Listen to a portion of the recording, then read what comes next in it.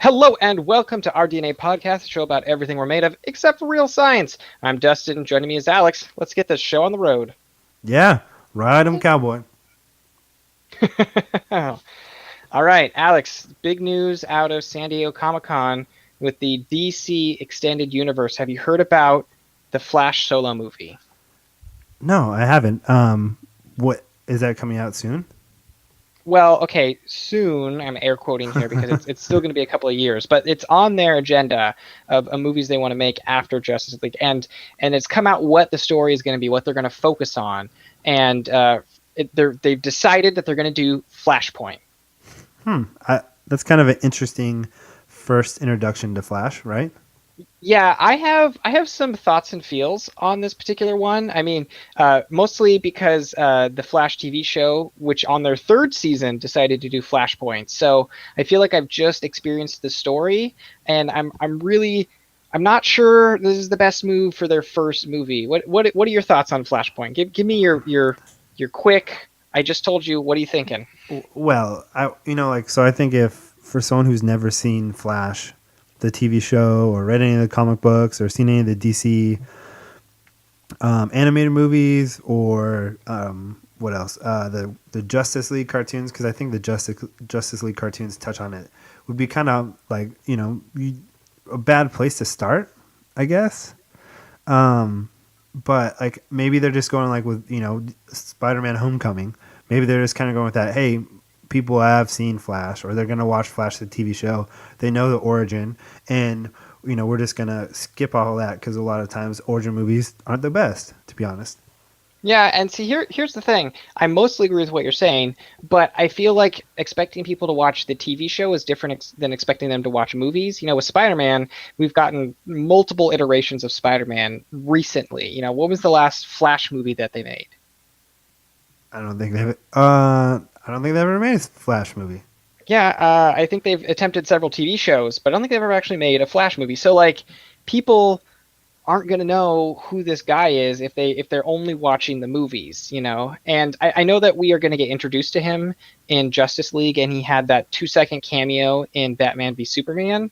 But Maybe I it's don't know. maybe it's a tough thing to judge based on what we don't know about Justice League. Maybe Justice League sets up enough where you can parlay that into Flashpoint. Maybe. Okay, but here's my biggest thing. The whole point of the Flashpoint Spoiler story is alert. what's that? I said spoiler alert. Oh yeah, sorry. Spoiler alert for everybody. Flashpoint. The whole idea behind it is this giant what if story. What if Barry Allen never got his powers? What if the thing that caused him to get his powers never happened? Well, that's not necessarily true. So it's actually about Well, Barry Allen. His mom dies when he's young, and because he didn't get home in time, or he feels he didn't get home in time to stop it. And then so the flashpoint is he goes back in time and changes that, and it saves his mom. And then he finds out there's all these repercussions of what happens. yes, and because of that, he never gets his powers. Correct. He never becomes the Flash. And so for me, it seems like a really weird starting point for a character to be like, hey, what if their origin was different? And it's kind of like, well, we don't even know what their origin is in the first place to let alone know what's different about it. Like, it's one of those things. I feel like we have to know the character a little bit before we start messing around with a what if story. Yeah, I mean, I try to think to like, what if this was a movie that wasn't about superheroes and they did it? And I think you could pull it off there, right? If this wasn't, Flash and you needed to know, like, if this was just one standalone movie, like, say, Loopers or something like that, Loopers kind of pulled it off. Like, if you could do a better version of that. Yeah, but you also have to think about how complicated Loopers was. Like, Super complicated. Loopers was not a movie that you casually watched. You kind of had to take notes with that one in order to fully understand what was going on. That's true. I mean, I had to read about it afterwards to pick up some of the stuff I missed. Yeah, I mean, like, I and here's the thing. I've been following the story because to me it's interesting, and I'm seeing what other people are talking about, and they're talking about this is the possibility that they'll actually be able to write Ben Affleck out of being Batman using Huh. Flashpoint. Do you 'Cause think that's why they picked this storyline? Well, I mean, I'll be honest, I did not think of that at all when I first heard the news, but then again, I wasn't aware of the Ben Affleck issues that were going on. Right. So, like I that could be me not up to speed with what's happening behind the scenes. It could also be me just not putting two and two together. I'm not the world's greatest detective. I'm not Batman. I don't expect me to solve this riddle all on my own. That's why I'm talking to you. You're the brains. I am the brains. Piece it We've together. established that. Tell me what's going on. I honestly I don't know, but I mean you have to get creative sometimes when you have, especially like with real actors, like you know, not animated, like it's tough to switch from actors to actors. And I know from some of the stuff I read that Warner Brothers is a little bit worried about having, you know, Ben Affleck in as Batman. You know, he's like 45, somewhere around there. He's in his like mid 40s. So if they're making two or three more movies, he's probably in his 50s, and they don't know, you know, do we want a 50-year-old Batman or do we want a younger one? So I mean, this might be a way to, you know, to fix that, I guess. But at the same time, so if they use the Flashpoint to remove Ben Affleck as Batman, and they come back to when, you know, after the Justice League movie happens in the timeline, what happens? Like Bruce Wayne's parents don't have, you know, little Wayne until later on in life. Like I don't know, like I just don't know how does that change the age of Batman, or how does that? Well, I think it can come down to a lot of different things. The Flashpoint itself has an alternate dimension Batman. So one of the It, ideas that I saw floating around is, while Barry is exploring the past or these multiple universes, trying to get back to his quote unquote regular universe, he comes across these alternate dimension Batman who, are slightly like Batman, but maybe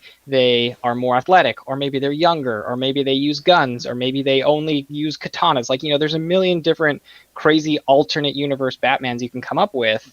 And, the whole point when Barry's done at Flashpoint is he's back to quote unquote reality, and he's the only one who knows that things are different. Everyone else, to them, that's just how it's always been. So Barry's the only one who's like, wait, in the original timeline, Batman was this old 40-year-old guy, not this 20-something. But everyone else is like, no, that's Batman. It's always been Batman. You're the crazy person here. So yeah, I mean, it, I could see that. Uh, and then he's the only guy that changes. Like it'd be kind of weird that, you know, you have some changes or whatever, and then that's the only thing.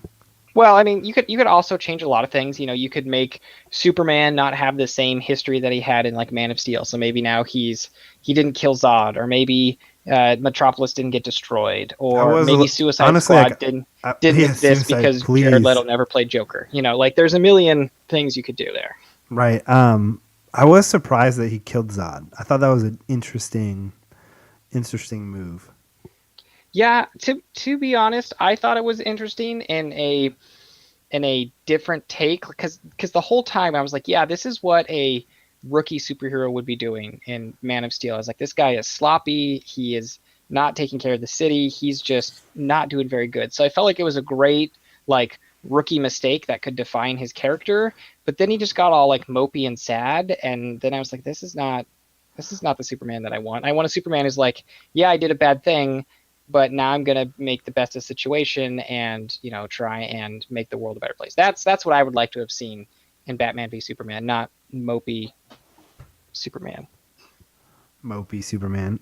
I don't know. Like from watching and reading the comic books and stuff, it would have been interesting because like he does in some of the storylines he does like kill, but that's like he has this rule where I don't kill, and then like Lex Luthor pushes him to the edge, and he finally is like, I need to do this, and it totally changes him, So it's like this rule he has, and he doesn't break it, and then something happens that pushes him over the breaking point, and then he does do it. Mm-hmm. So they kind of took that away, that story, by choosing for him to kill like instantly. Yeah, well, I feel it's the Batman Beyond situation where Batman never kills, never uses guns, and then in Batman Beyond he's so old and so beat up that he has to resort to using guns, and at a point in time he goes, all right, I'm done being Batman, I can't do this anymore. So it really should have been a bit more character defining than it turns out that it was. Dustin, Yes. do you remember A legendary game that we once played. We played many legendary That's games, my true. friend. I didn't really narrow it down. How about let's say high school time? Once again, we played legendary high school games. You That's gotta true. That's give true. me a system or a location. Let's You gotta give me say something a little. um, let's see. So birthday present that you help someone pick me out for Okay. my PlayStation 2. Two. PlayStation 1 or PlayStation Two. 2? Pretty sure it is two. Definitely two. Okay. All right. Okay. I'm narrowing it down because I had the PlayStation 2 for a very limited time. You had your PlayStation 2 longer than me. Anyway, let's keep going. Okay. Any other hints? Uh, I'm disappointed actually now that you haven't gotten it. Okay. I'm just gonna randomly pull some things out of my hat. I'm gonna go with Jack and Dexter. Oh my god, you're amazing. Actually, this pod's over. Like I don't even want to do this with you anymore. Wait, hold on. It's totally dot hack. No, Harvest. Wait, Time Harvest? Did you Splitters. almost Time say Splitters Harvest? 2. Did you almost say Harvest Moon? Harvest Moon is an amazing game. Don't you dare say anything bad about it. But Honestly, I mean, uh, I've never played it, but I will say tons of bad things about it. you do not know good games, but you do know about Time Splitters 2, which is a Time Splitters fantastic game. 2, So. yes. Oh, the memories we have, Dustin. The memories we have. Oh yes.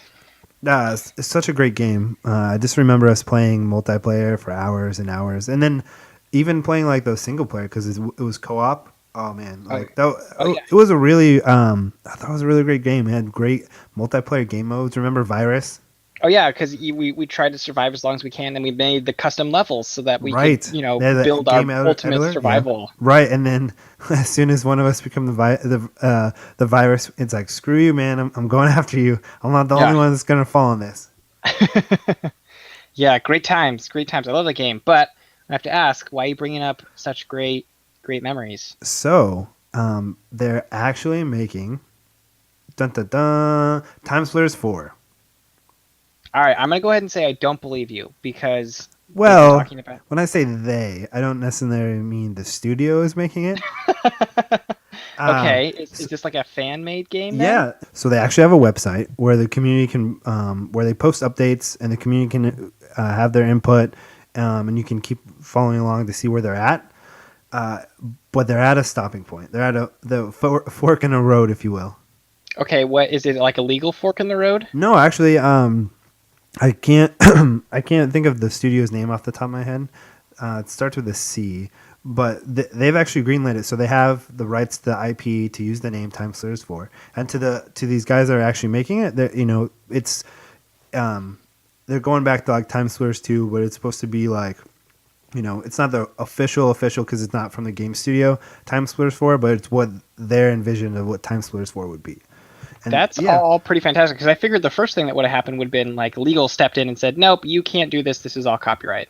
no, so they're actually using their engine and they have the rights to the IP, but they're waiting for updates to the engine because there's things that they can do on other engines. I think it's the Unreal Engine that you can do like in minutes that takes days in the engine that they're using from the company. And so the update was supposed to come out like 4 months ago, 5 months ago, then probably a little bit longer than that. And so they're kind of at a fork in the road because they could make the game and they could make it a lot quicker and make it run because they already have it running on the other Unreal Engine. But then they have to lose the IP. They can't use Time Splitters anymore. Yeah, that's brutal. Okay, so here's the thing that I'll be honest, I don't really remember the story of Time Splitters that much, but I remember it was funny, and I remember the character designs were pretty cool looking. But I Yes. can't tell you why it was funny or what happened during Time Splitters. Can you remember like the actual Well, story of Time Splitters? they travel in time, Dustin. Well, yeah, they split time. It's part of the name, but Right. like beyond that, what are they good guys? Are they bad guys? Are they They're trying good to guys rewrite from the history? future, Like, trying to. I read about this like a week ago, and I can't really remember. It wasn't like super important. Most of the important stuff was the multiplayer stuff. But yeah, oh I mean yeah, the story was fine. Like it was cool. I mean, we played that game 15 years ago, yeah. something like that. Okay, so here's my question. Back to their fork in the road. Would you rather that they ditch the IP of Time Splitters and make the game with the engine that works, but remove it from TimeSplitters, or would you rather they wait for updates, keep the IP, but I think I would like them to keep the IP, but like, what are you supposed to do when you're trying to do something for the community and you're promised an update 4 or 5 months ago and you haven't received it yet? Like, you kind of like, like, no sense in spinning your wheels and making something, or doing stuff that's going to take days where you could do it in a different engine, or wait for the updates and do it in minutes. I understand why they're hesitant. It's actually up on the website where you can vote. Like, they're leaving it up to the community. they're letting the community. I mean, I guess in a community driven project, that makes sense to let the community decide what they want to do. It's a really tough one though, because there's other fan made projects. There's Nintendo game remakes. People have remade Samus 2. People have made Mario games. They've done all sorts of these other little projects, and they've been shut down. So like, on the one hand, I'm really excited that the owners are like, yeah, go and do this. We're not doing it. Take the lead. But on the other hand, I'm like, oh, come on. Like, if you're making a great game, at the end of the day, I want to see a great game, regardless of what IP it's associated with. I don't know. That's just my 2 cents. I'm totally torn. I don't have an answer. I honestly, I'd Would you love to play see it both, either but way? I don't want to. What's that? Would you play it either way? Yeah, I mean, if it's a good game, I'll play it. Like, because I don't. I can see this going lots of different ways, but like, I could easily see it being a bad game, but keeping the TimeSplitters name, which will be fun. Be like, yay, TimeSplitters is back. But if it's a bad game, then I'm gonna be like, well, that was disappointing. Right, that's But true. if I mean, that yeah, that does make, like, I'd feel bad. Like, I'm like, dang, dude, these guys wasted their time making a crappy game. I know they were trying to keep the gameplay and everything from like TimeSplitters 2 and 3 pretty similar, Mhm. so it would be familiar. Maybe just some updates to some like we talked about with Mass Effect. Like, if you play Mass Effect 1 versus Andromeda, there's mechanics that we just don't do anymore. That we figured out better ways to do that. yeah, I don't know. It's a tough call, but I am legitimately excited to see how this progresses. I know I wanted to vote, but I didn't vote because I just didn't know what I wanted to do or what I would Yeah. rather see. Honestly, I didn't know about it until a couple weeks ago, so I could wait. Yeah, I I mean, mean, that at the end of the day, I didn't know it existed until just now. So I think I can wait another 4 or 5 months to get, so they can do their thing and get the update or whatever. So I mean, like, yeah, on the one hand, I'd like it today, but I'm not going to get it today. So I can wait. right? It's not like you were on like day one of the community site that found out, and you've been waiting for a couple years or whatever. I think then I would feel differently. Yeah. Then I'd be like, all right, this we need to keep moving, guys. But I do worry about them losing momentum. If they have to stop for True. several months, are people going to lose interest and move on to other projects? And then getting that momentum back may be It's hard. It's difficult. very Yeah. hard. You're full steam into something, and then you leave and try to come back. You could almost lose your spot, and then we see it with movies all the time where they have to come back after to do resets, and then it just or reshoots, not resets, and it really just could change. Feel like two different films or two different games, or or we Yeah. even see it with games where the lead director has to leaves for whatever reason in the middle, and it really just ruins the game. hmm Yeah, no, I hear you on that one. So fingers crossed it turns out well. I hope they can keep their momentum, and I'm excited to see what happens. Right. I didn't see. They didn't really talk about what platforms it would come out for, but I'm excited. I would play it no matter what. I'd figure a way whenever it comes out. I'm gonna figure a way to play it. Yeah, I'll be right there with you. Nice. Virus mode 2.0.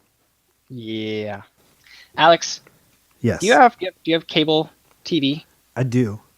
Do you have streaming services? Yes, I do. Okay, so you have cable and what streaming services do you have access to? What do you pay for? What do I pay for?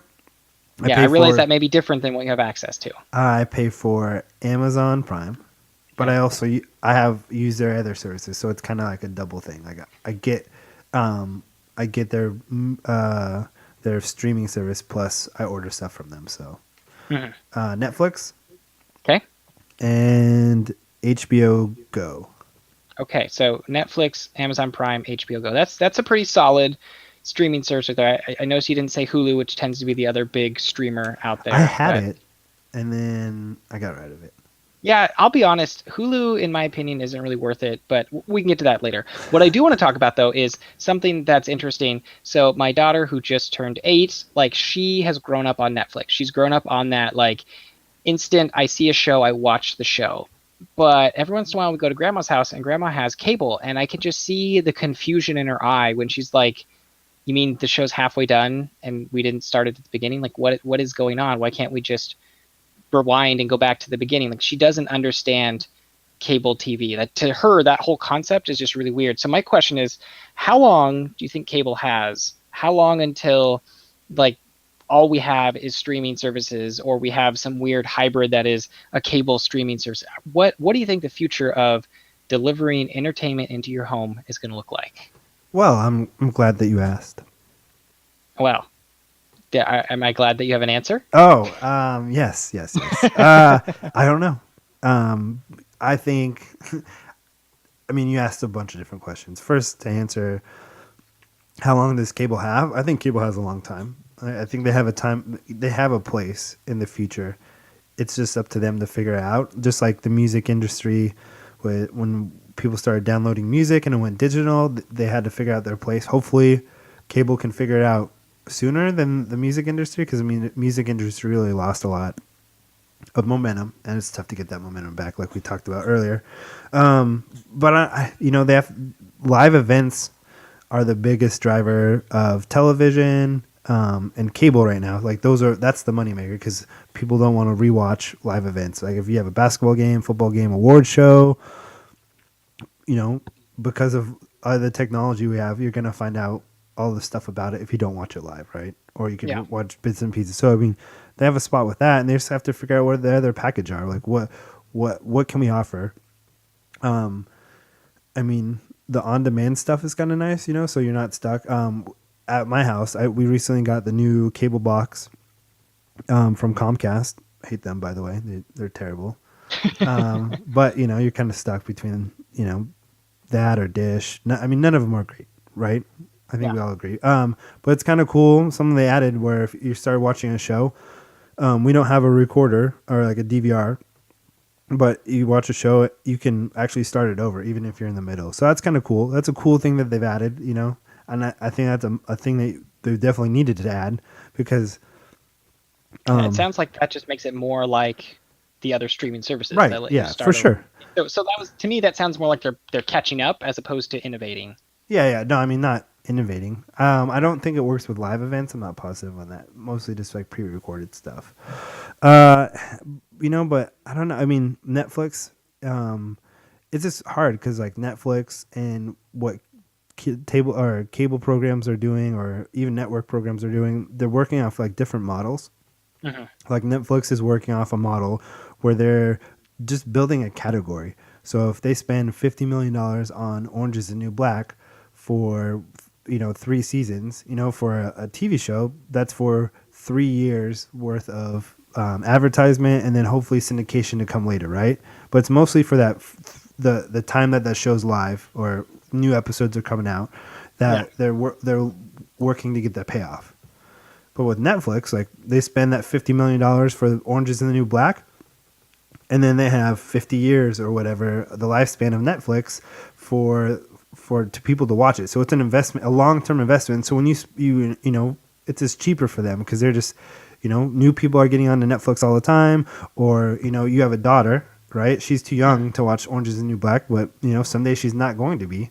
She's Yeah. going to be old enough to watch something like that, and then there's another person to watch it, another person, and maybe another reason for her to get Netflix, or steal your information to use Netflix when she's old enough.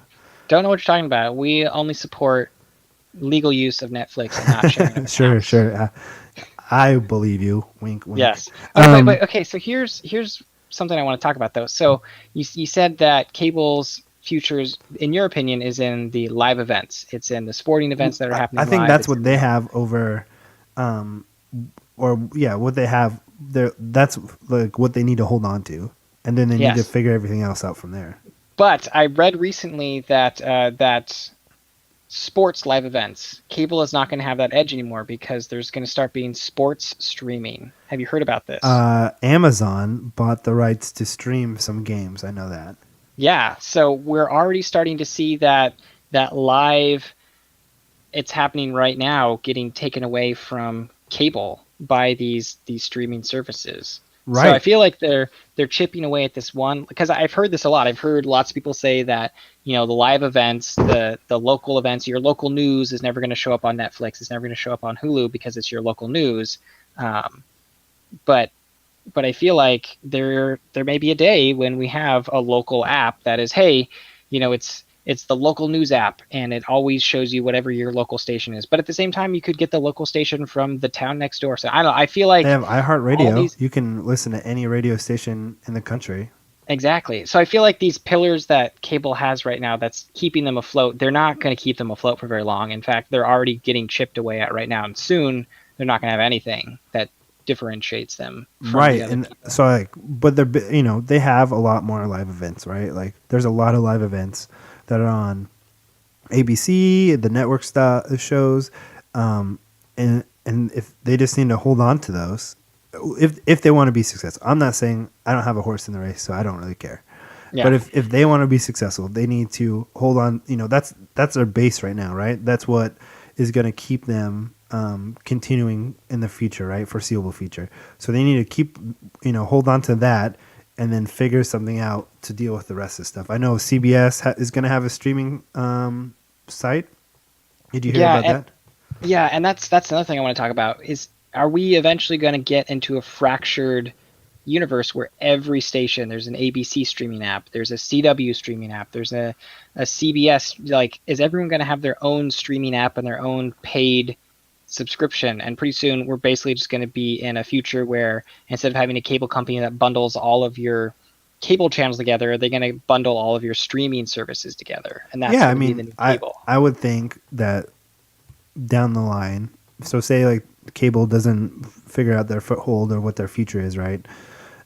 I would say we would see something like what music has gone to, and I wouldn't say that's a bad thing. Where like, what you have three major streaming music sites, so Apple Music, Spotify, and then Tidal, right? And there's overlap on a majority of stuff, but there's some stuff that's only on Tidal or only on Apple Music, only on Spotify or only on a couple. I think that's what you would see. Like, there's going to be, Amazon's going to have their own programming, Netflix is going to have their own programming, but there'll be just like, um, some overlap, but then, some stuff exclusive.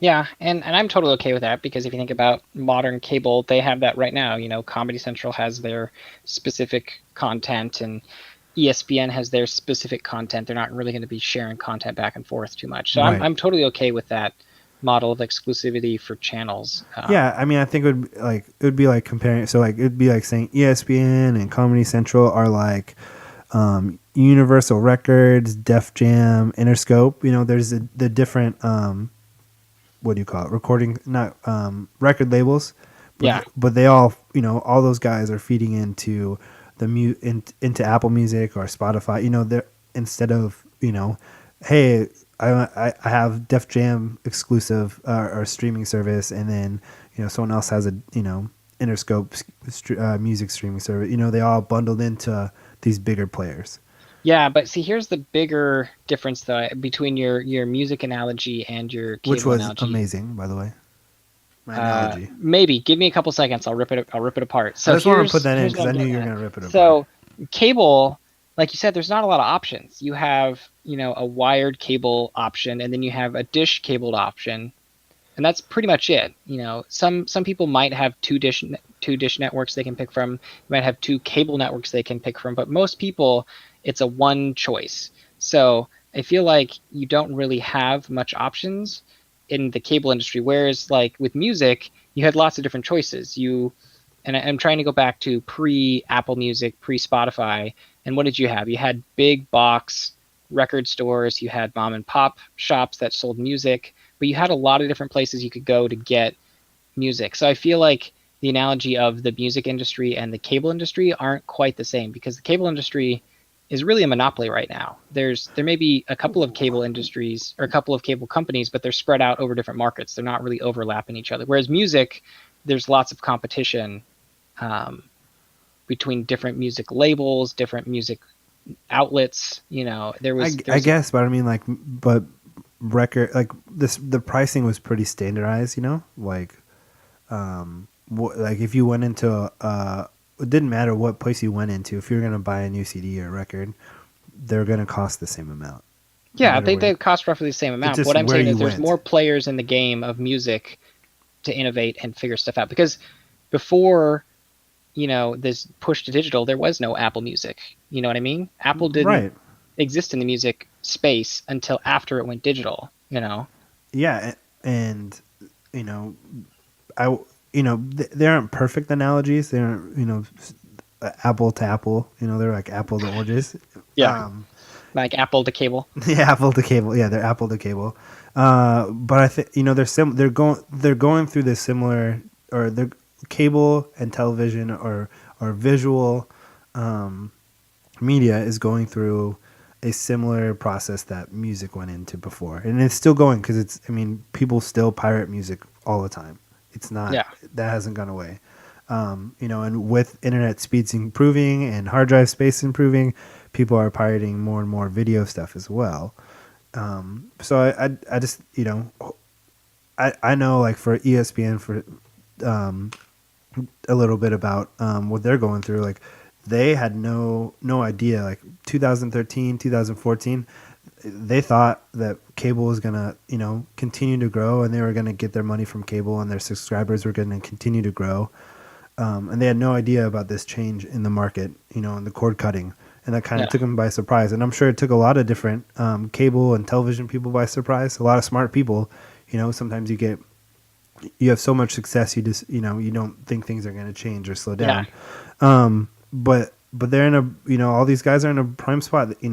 Someone needs to figure out what the best solution is, and it definitely isn't. HBO, Stars, all these guys have their own streaming service on their own, like the big premium cable ones, and each of them having their own isn't going to be a solution because people aren't going to buy all of them, or people are going to continue what they do is, hey Dust, I'll pay for HBO and we'll share it.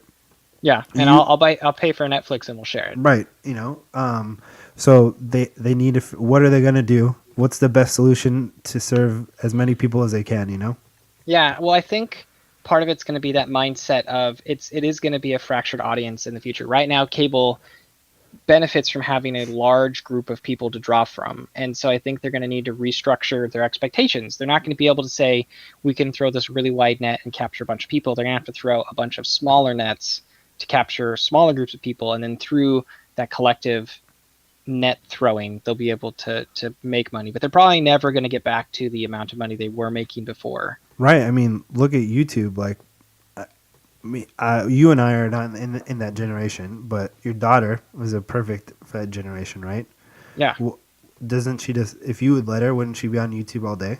Oh yeah, she would totally watch YouTube all day. Right, and She that's loves it. free. Besides Yeah. the internet, Yeah. and it's you. No one's picking. I mean, it's even more. It's even worse than Netflix for those cable companies, or because, like, at least there, like, there's some sense of order, I guess, and you can advertise a little bit better about, hey, watch this, we just added that. YouTube, you're just what you subscribe to is on the front page, and then whatever you're searching. Yeah, whatever the algorithm throws up, and yeah, it's much less curated, but at the same time, it's a lot more open. It allows anybody to go on there and make stuff. Whereas if you and I want to get on Netflix, well, I mean, good luck to us, but that's probably never going to happen. Right, unless we would probably have to pay them.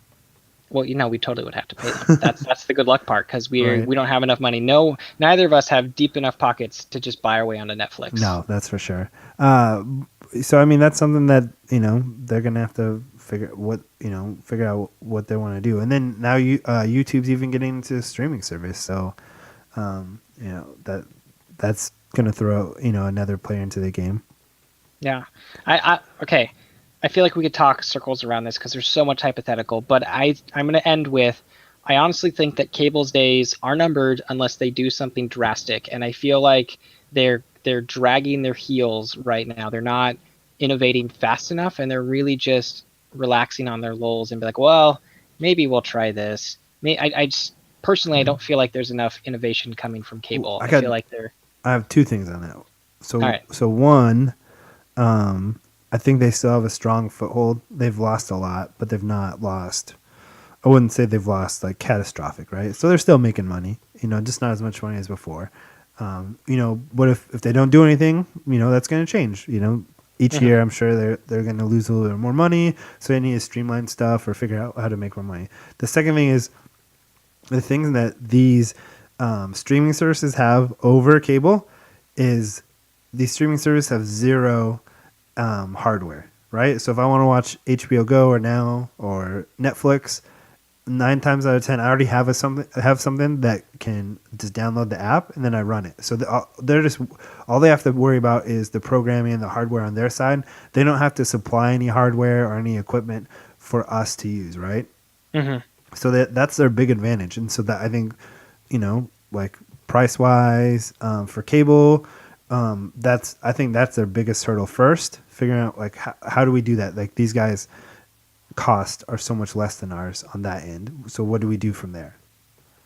Yeah.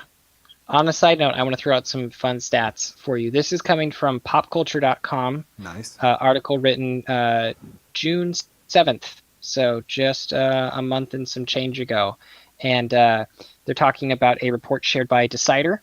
And in this report, they found that 67% of US internet users are accessing a streaming service to watch content, and that cable users clock in slightly lower than 61%. So it sounds like streaming culture is gaining a lot more traction. It's a lot, there's a lot of people doing that particular thing. And while cable has a good foothold and continues to hold their ground, they are less than the streamers now. They're still close, but they're starting to lose that battle. Well, so you said 66% of people stream stuff, right? And then 61% uh, watch stuff through cable. Yeah. So So isn't there it's pretty close. Yeah. isn't there But here's the interesting thing though. So age wise though, so this particular group of people um, were 35 and older was about 65% of the surveyed people. So we got an older demographic. Um, but isn't there some overlap? Because like there so I is mean some overlap, so but like people who do 61 of the have 61% watch cable, but they might be maybe they make up 50% of the people who I don't know what of that stream stuff too. So like yeah. right. So I mean there's people like me out there that do both. Yeah, but here's the important thing, and this is the takeaway that I want to emphasize: the numbers that they um, did get, and they broke it down by services. So, and they use millennials here, and I think their definition of millennial is 35 and younger. So, Nice millennials. Where it's actually so there's quick side note on that on your side. Quick side note on your side note. yeah. Okay, hold Um, on. Ready? Okay, let's do a quick side note transition. Side note. Okay. they're splitting millennials up into two groups now. So there's like I don't remember what the terms are, but there's like early millennials and then like later millennials. Nice. On a further side note, so let's do another shift here to the third side note. Those generation things are all BS created by marketers, and they're not really real. It's just kind of a way of looking at groups of people that's not really scientific at all. So it's just Really? kind of, Well, I mean, yep, like baby boomers make sense because people are coming yep. back from the war, and then there's a bunch of kids. Yeah, but is that a real like group of people that scientists have sat down and said this is a group of people, or is that just marketing being I like, hey, I don't. let's I'll admit I don't know because I didn't read the sources on Wikipedia when I was reading about generations. But I mean, some of it makes sense. Just real quick, like millennials, like if you group people up by when they're born and when some of the stuff they experience, like you could say later millennials, like they don't understand the concept of not having a cell phone and having to call someone, or getting online to talk to people through AIM, like was the only way. Like there was no text messages. You had to do it from a computer. Like there's some stuff like that where whether it was a scientist or not, like that, kind of standard. Like these are society experiences of this generation or that generation. But I yeah, am gonna look up the sources. yeah. All I want to point out is that those aren't scientifically generated; they're just marketing generated. Fair So, enough. yep. All right. Okay. Back to the previous side note, which was what again? You were talking about the demographics, so Yeah, millennials. but we side noted to side. Okay, we're just going to collapse all the side notes back into the main story. All right, here we go. Good job. Um, okay, so Netflix, of their user base, it looks like about 61% are millennials and about 45% are non-millennials. And I know those numbers don't add up to 100%, and I'm not really going to worry about that right now. Fuzzy math. Yeah, exactly. Amazon Video, Amazon Prime, um, is used about 16% for both millennials, non-millennials. Really? Um, Only 16%? yeah. Um, I would have thought it was Hulu, more. 22% millennials, 14% non-millennials. HBO Go, 17% millennials, 9% non-millennials. So there is I feel there is a divide between the people who grew up on cable, who are still using cable, and this new generation that doesn't use cable, doesn't know cable, doesn't care about cable. And I feel like as those generations get older, we're going to age out the cable people, and then it's going to be, on to the next group, and then I'm sure by that time there'll be something else, and then yeah, I feel like the time of cable is only so long, and it's gonna end soon, and they gotta get Yeah, on it. I think if anyone in the cable industry or network television or cable television is like, oh no, we're fine, we don't need to make changes or change how we do things, then yeah, they're gonna be gone. Like they need to make changes. They need to figure out what's the best way to ingrain ourselves to be accessible and cost effective. Whatever that is. Dustin, What's up? it's time for us to split out of here before it's too late. Oh, it was a wonderful conversation, my friend, but I understand. Yes, the virus is coming. Yes, let's get out of here before it's too late. Right. Thank you, as always, for listening, and thank you, Dustin, for participating. Oh, thank you, Alex. It's always a pleasure. Yeah. Until next time, guys. We're out.